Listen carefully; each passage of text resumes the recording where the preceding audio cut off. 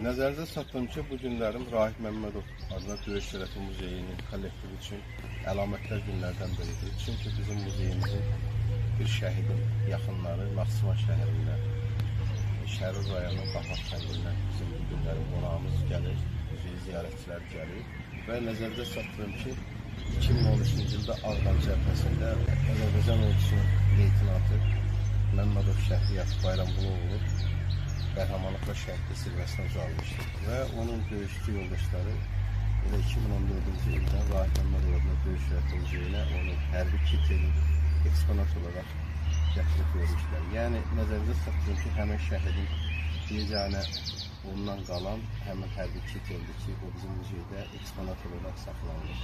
Və 2 il bundan əvvəl şəhidimizin anası gəldi, bizim muzeyi ziyarət etmişdi və ASTV tərəfindən çəkilərək paylaşılmışdı. Və bugün də şəhidimizin bacısı və kürəkəni, bacısı övladları muzeyimizi ziyarətə gəlirlər. Şəhidimizin eksponatları ilə yaxından tanış olmalı.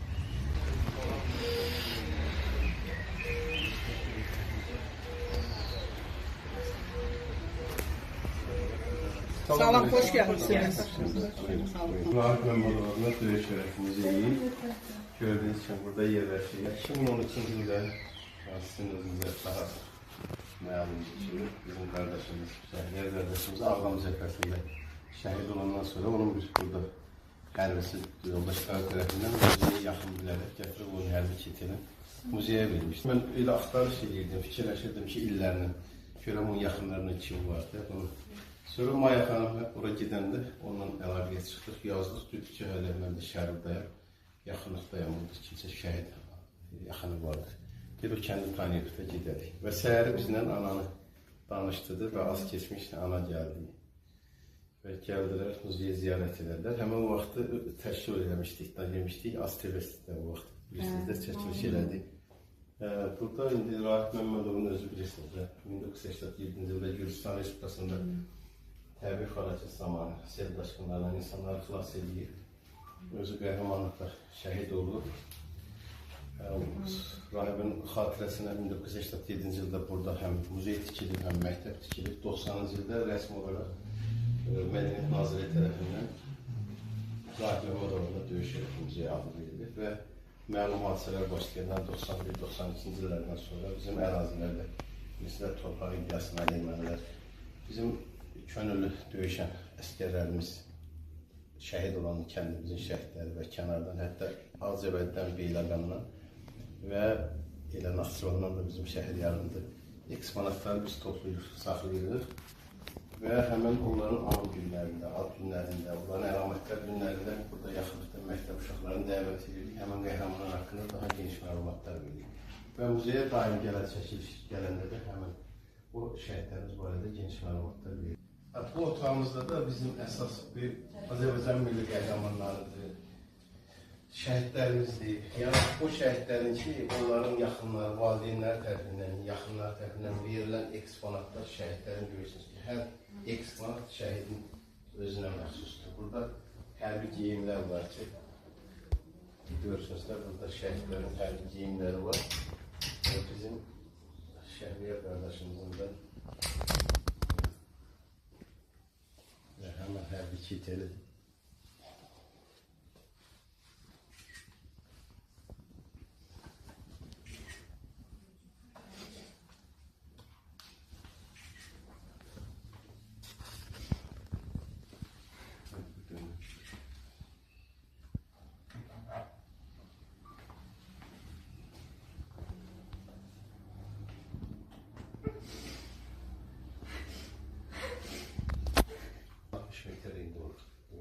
Bizim Osmanlı ile Osmanlı arasında. Və orada xidmət edib.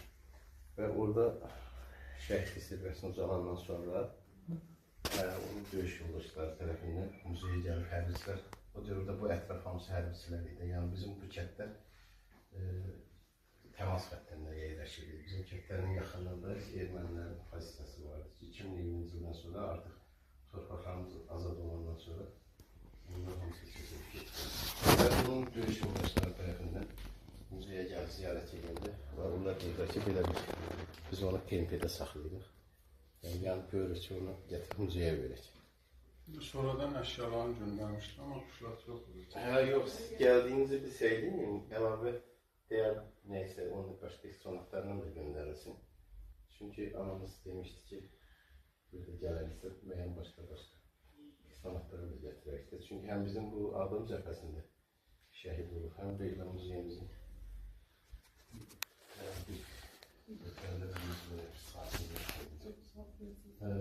o dövrdən hərbi məşəli məktəblər gəlir, bütün hər bir şəhidin eksponatı, hər bir şəhid haqqında məlumat verəndə bizim muzeyin bələdçiləri, muzeyin bütün işçiləri bu barədə geniş məlumat verir. Hər iki müharibə dövründən belə Bəli, Birinci Qarabağ. Birinci Qarabağ müharibəsi, sonraki dövrdə olan şəhidlərdir və bu gördüyünüz bax, bu ortada yığılan 44 günlük Vətən müharibəsindən sonra dövründə bizim ərazilərdə Ağcabədi, Bərdə, Ağdam, Beyləqan istiqamətində ermənilərin qurlaraq dinc əhali, əsas qurlar dinc əhaliyə avtomat silah-sursatlardır. Dinc sakinlərə tərəf atılanlar. Onları Anamla danışmışıq, Anamladan almışıq. Burada daha çox qiymətli məlumatlardan qadağan olmuş silah növləri var ki, simir silah keçidir, başqa qadağan silahlar var ki, bunlardan da istifadəsi qadağan olmuş ki, onlar bizim din sakinlərə tərəf atıblar. Sonra 92-ci ildə bizim özümüzün ketlərimizə düşən, 94-cü ildə olmayan hadisələr baş verəndə həmişə ermənilərin cins əhalini hədəf alırdı. Və həmən o silahların müəyyən nümunələri burada muzeydə qorunur, saxlanır. Əsasən də gördüyünüz kimi, hər bir şeyin özünə aid olan eksponat, hətta 45-ci il müharibəsində müharibədə gedib, iştirak edilmiş insanlara da yerlər verilir. Hər iki müharibədə bizim muzeyimiz də zədələnibdir. Belə istəyirdim. Hə, yox.